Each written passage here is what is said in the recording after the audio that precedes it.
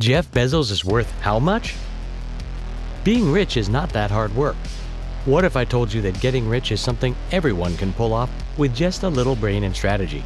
Oh, and also risk-taking ability. If you have that, you already are halfway there. I guess I don't have to introduce Jeff Bezos to you since he's the world's richest man currently. But if you don't know, he's the founder of Amazon.com. But what did he do to get to where he is today, and how is he so damn rich over just a website that sells stuff online? And how much is his net worth? Well, this video will tell you all you need to know about Jeff Bezos, his story, his strategy, his fortunes today, and everything he owns from his billions of dollars of fortune. So if you want to find the answers to these questions, keep watching, because you're about to find out something extraordinary and amazing. Make sure to hit the subscribe button while you're at it, and don't forget to give this video a thumbs up for more amazing content. This is the story of a person who built an empire from a small startup at his house and a website that sold books to a brand so huge that he leapfrogged every other human being on the list to be the richest. Jeff Bezos faced his share of struggles during his early career and personal life, but he obviously didn't let those things affect him. He graduated with 2 degrees in computer science because that was something he was passionate about and was interested in. After graduating from Princeton University, Bezos instantly got a job at Phytel and after that at D.E. Shaw. His time at D.E. Shaw is what people call the turning point in his career. While surfing through the internet for new strategies for his firm, Bezos came across a study and statistics that proved the growing influence of the internet back in the late 1990s.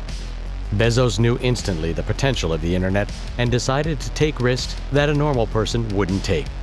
He wanted to quit his job at D.E. Shaw and try his luck with selling products online through a website. Bezos had the potential in him and wanted to try and fail instead of not give it a try at all.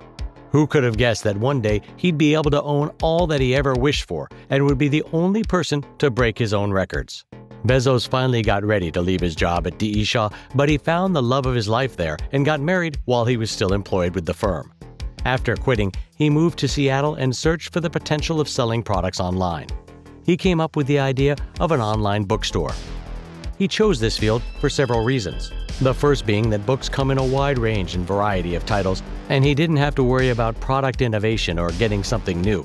It was a pretty simple business. He also had the added advantage of not having to pay any taxes for his online business because according to the rules back then, businesses that didn't have any physical presence didn't pay taxes, and Bezos didn't have a store. Since his business did require a storeroom and some investment, Bezos came up with the entire plan while his wife drove them from Texas to Seattle. Bezos sure was a man with brains, and therefore he ended up raising $1 million from his family and friends, which turned out to be just the right amount of money for his initial startup. Now his company needed a name, and he came up with all sorts of possibilities, like Cadabra.com, Awake.com, Browse.com, Bookmall.com, and Relentless.com. But he eventually ended up on selecting Amazon.com because he had the idea of the largest river in the world and the biggest bookstore to ever exist. Jeff, along with his wife, set up everything that they needed at their house, and later they had their website up and running. They hired 300 people to try it out and spread the word. Amazon.com got its success way too soon and way too fast. The website exploded with sales across the states and 45 other countries. It quickly got to the point where weekly sales would reach $20,000. And obviously, if someone gets a kickstart that amazing, it's only natural for them to get determined for more. And Bezos knew he could take it to an entirely new level. So he decided to take his company public to gain the trust of his buyers and also to make sure that he wasn't left out with competitors. Bezos thought things would be easy, but that wasn't the case. He had some real competition from Barnes & Noble, since they were the first leading brand to give him a hard time. Eventually, after a few ups and downs here and there, Bezos made it work for his brand because he wanted to create something big. He wasn't just settling for the biggest bookstore now, he wanted the biggest marketplace to ever exist. And he did it. He made it.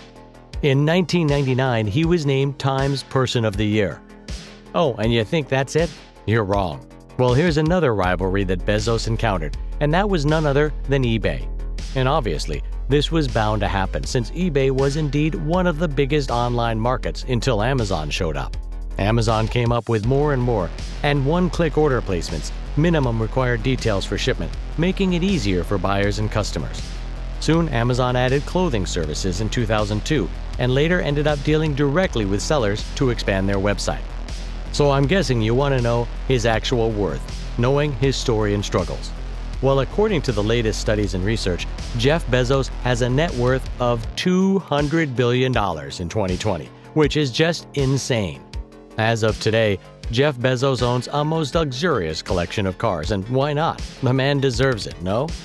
He has a Lincoln Stretch limousine, a Mercedes-Benz S450, a Range Rover, a Bugatti Veyron, a Koenigsegg CCXR Trevedi, and the list just goes on. The most expensive car that Bezos owns at the moment is his Lamborghini Veneno at $5 million. He also owns a $75 million G650ER private jet. But this isn't it. Bezos is so rich that he purchased the most expensive house in all of LA, and it only cost him 0.13% of his net worth. Can you just imagine? He's also reportedly to have purchased a couple of mansions all worth around $80 million. He is so rich that he can buy a 9-figure home, and that would just be a teeny grain of sand in his beach of fortune. He has all of this just by creating a website where he started selling books. Believe it or not, people, if he can do it, so can you. And if you want to know more about what he spends on, keep watching for some of the most expensive things he owns and has spent on. Well, the first one, his very own gold mine website. I mean, Amazon has got to be the most expensive thing he owns, and obviously, his brand is the reason he's able to purchase all the luxuries of his life. Next, Jeff owns a 10,000-year clock. This is a rather strange purchase because he spent $42 million on this clock. It has a special mechanism that allows it to record time for 10,000 years and has been made very specially. He wants it to be a symbol and something to admire for generations to come. The clock hasn't been fully prepared yet, and people can't wait to see what the end result will look like. How curious are you? Let us know in the comments below. And I guess it's a hobby for the rich to invest in exploring in space, because Jeff invested $1 billion every year in his Blue Origin program that functions to observe and learn the possibilities of commercial life on planets far from Earth. He also loves the idea of people flying into space as a recreational activity and is hopeful that soon his program will end up figuring a way out where clients can travel to space for a trip and return safely. I'm surprised because who would want to pay millions of dollars for a ride? He could have just built a VR space center and that would have worked out perfectly fine. Another extravagant company that Jeff owns is the Washington Post, which is a historic newspaper, but lately has been adjusting to modern trends and advancements. Jeff purchased this company for about $250 million US. This has got to be one of the most expensive purchases so far, but the company has been giving back to him as well. Since Jeff took over the Post, his computer mastermind has been of immense importance to the brand because the Washington Post just keeps growing and blooming. Now, since Bezos has way too much to spend, he ended up purchasing a supermarket brand, Whole Foods. Guess how much the brand would have cost him? Well, it turns out he paid an insane $13.7 billion of his fortune on getting his hands on the mark. He believes that supermarkets need something new and innovative in the era we live in today, and therefore, along with Amazon, he's probably onto something. Bezos is the biggest business magnate to exist today, and therefore, he doesn't think twice when it comes to investing in real estate. He just had to get his hands on some great places in New York City. You might be thinking he must have got his hands on a great mansion worth billions. Well, that's not exactly the case. He bought 3 luxurious, gorgeous apartments worth $80 million at a prime location with views that are to die for. I mean, at that price, you better have the views, right? And just like every other billionaire in the world, Bezos is an active philanthropist, and he's wholeheartedly started his fund with a whopping $2 billion. His main goal in putting up so much money is education, as he believes it's as important as living. He's been building preschools in low-lying communities where there aren't many facilities. He also has his eye on the homeless as an issue in the US and plans on using those funds to help the homeless. Bezos' struggles were the reason he made it so far. I mean, do you think there's anything more left to achieve for him other than the projects he's working on? But his constant hustle is to be praised. Let us know in the comments below what you think is the best thing Bezos invested in, and if there's something else that he should buy with all his money. Well, since you're at the end of this video, don't forget to like and subscribe and share for more amazing content coming your way.